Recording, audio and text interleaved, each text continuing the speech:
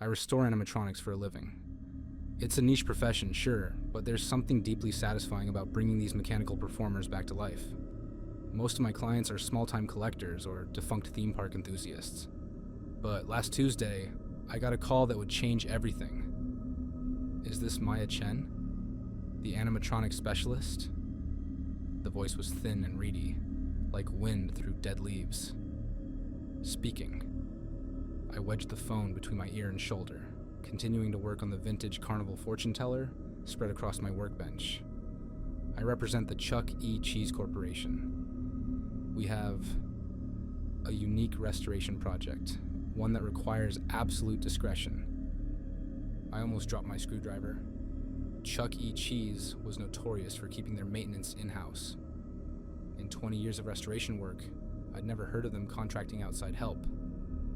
We're prepared to offer $50,000. Half now, half upon completion. That got my attention. What's the catch? The work must be done on site, after hours, and you'll need to sign an extensive NDA. I should have asked more questions. Should have wondered why they'd offer so much money for what was probably just a broken animatronic mouse. But 50 grand would cover my workshop's rent for a year, with enough left over to finally buy that 3D printer I'd been eyeing. When do I start? Tonight, 11 p.m., the location in Pine Valley. I knew the place, an older Chuck E. Cheese that somehow survived the franchise's various modernization pushes. It still had the original animatronic band setup, not the stripped-down modern version. I'll be there. The line went dead before I could ask anything else.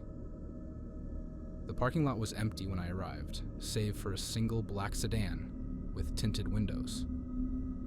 A man in a charcoal suit stood beside it, his face hidden in shadow, despite the harsh overhead lights.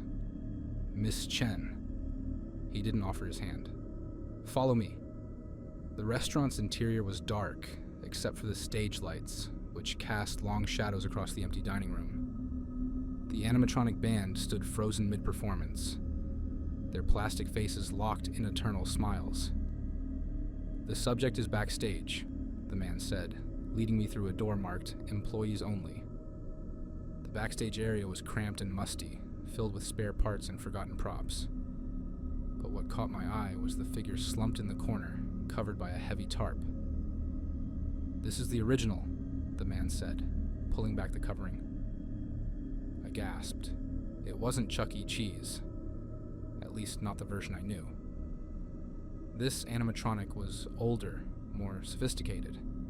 Its fur was a deeper purple, almost black, and its features were unnervingly realistic. Instead of the cartoonish proportions I was familiar with, this one had an almost human bone structure beneath its synthetic skin. Charles, the man said. The prototype. He malfunctioned in 1977. We need him operational again. I ran my hands over the animatronic's surface, marveling at the craftsmanship. The joints were unlike anything I'd seen before, more like organic connections than mechanical ones. The fur felt almost warm to the touch. What kind of malfunction? The man's expression didn't change. That information is covered under your NDA. You have until sunrise. The payment has already been transferred to your account. He turned to leave, then paused. One more thing. Don't power him up until the work is complete. And whatever you hear, don't look into the dining room. Before I could ask what he meant, he was gone. I got to work, losing myself in the familiar rhythm of restoration. Charles was a masterpiece of engineering. His endoskeleton wasn't the usual mix of steel and aluminum. It was made of some alloy I'd never seen before, with a dull bronze sheen that seemed to shift in the light. The first strange thing I noticed was the lack of dust. Despite supposedly being in storage since 1977, Charles's internal mechanisms were pristine. No rust, no degradation, not even the usual buildup of old lubricant. The second strange thing was the wiring. Instead of the standard electrical setup, Charles had what looked like organic vessels running through his frame, pulsing faintly with a bioluminescent fluid. The third strange thing was the music. It started as a whisper, barely audible over the sound of my tools. A birthday song, but slower than it should be. Minor keynotes dragging like fingernails across my consciousness. I remembered the man's warning and kept my eyes fixed on my work. Then came the laughter. Children's laughter echoing from the dining room. But something was wrong with it. The pitch kept shifting, like a radio caught between stations. Just recordings, I muttered, tightening a joint with trembling hands. Old speakers acting up. But I knew most Chuck E. Cheese locations didn't even have speakers in the dining room anymore. They'd all been moved to the stage area during the last renovation. The laughter got closer. I forced myself to focus on Charles. I'd opened his chest cavity to examine the power core, and what I found made no sense. Instead of a battery or power supply, there was a glass chamber filled with swirling, iridescent mist. As I watched, it formed shapes, faces, young faces, pressing against the glass from the inside. I jerked back, knocking over my tool cart with a crash that echoed through the building. The laughter stopped. In the sudden silence, I heard something else. Footsteps. Small footsteps, like children running. But they weren't coming from the dining room. They were coming from inside Charles.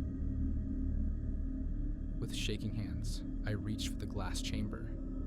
The faces pressed harder against it, their mouths moving soundlessly. They looked scared. No, not scared. Warning. I yanked my hand back just as Charles's eyes snapped open.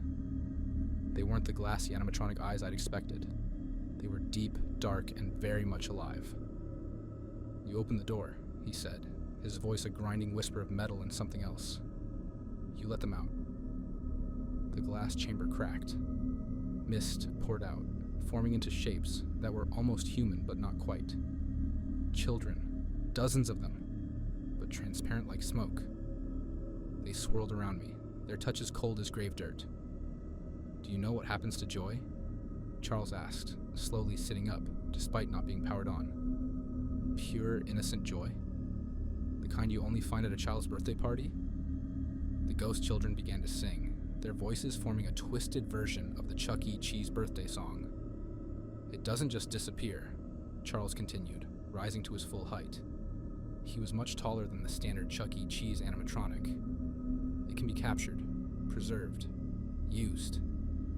The spirits pressed closer, and in their transparent faces, I saw decades of birthday parties. Decades of children laughing, playing, celebrating. But they weren't happy memories anymore.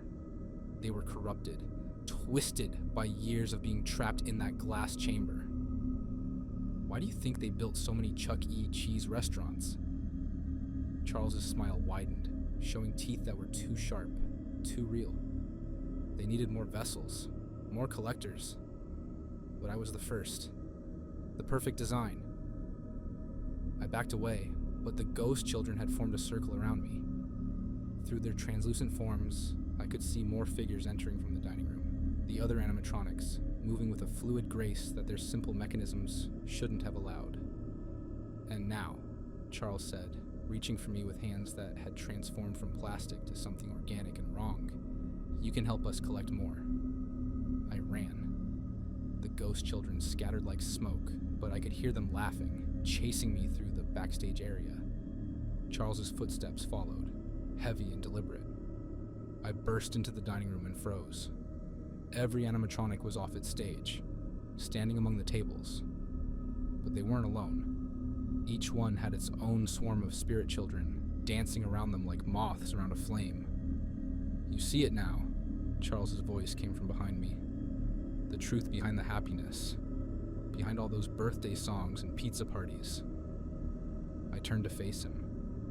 His synthetic fur had become real, his plastic face now flesh and bone. He wasn't just an animatronic anymore. He was something that existed in the space between mechanical and living, between dead and alive. "They thought they destroyed me," he said, gesturing to the other animatronics. "Tried to replace me with simple machines.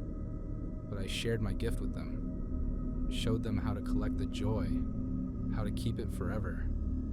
The ghost children pressed closer, their cold touches numbing my skin. In their faces, I began to see something familiar, a reflection of my own childhood birthday at Chuck E. Cheese, preserved like an insect in amber.